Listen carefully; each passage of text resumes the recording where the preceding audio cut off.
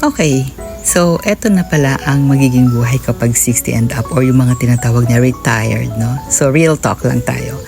In terms of health and body, hindi maiiwasan ang mga physical changes kasi it becomes more noticeable yung slower metabolism, joint stiffness, lower energy levels, or eyesight and hearing changes. Whether we like it or not, talagang makikita at mararanasan natin yan. Actually, minsan talagang merong mga denial phase na parang, ay, kaya ko pa rin gawin yan. Lalo pag kaka-60 mo pa lang.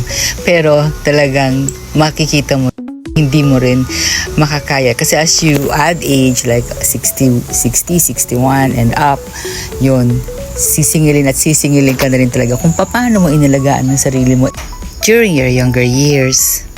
Then, usapang mental and emotional, mostly sa mga ganitong age, nagkakaroon ng renewed sense of purpose or reflection. Suddenly, parang gusto mo mag-focus on what truly matters. Alam nyo ba yung ganong feeling? And then, unti-unti, you will feel the financial changes. Kasi, when you receive your pension payments, yung retirement benefits, may option na lump sum and regular pension pay. Pag nag-start na yung pension payment mo at wala ka na nire-receive na monthly income, doon na yung nagkakaroon ng adjustment, no, when it comes to spending.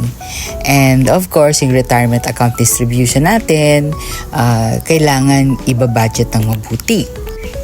Pero dito sa Pilipinas, may magandang ginagawa ang government kasi yung 20% discount, no, in the basic needs, saka yung sa mga restaurants and eating, yon talagang na-enjoy namin yon.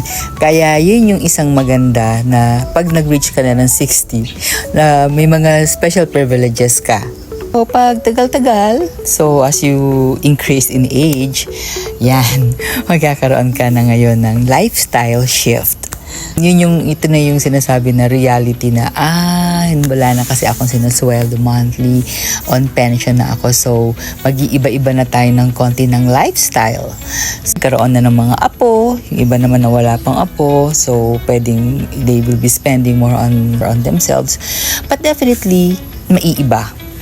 And that's what we are realizing. However, it's all in the mind. Sabi nga, may iba-ibang perspective when it comes to retiring. Oh, marami na yata ako na daldat. Pero marami pa sa susunod. Don't worry. Masyado lang excited to share yung mga nadidiscover na now panahon na kaming senior. Kasi marami man kaming naging mga adjustments, pero marami din kaming nare-realize and I think it's worth sharing. Kaya tuloy natin ang kwentuhan sa sunod.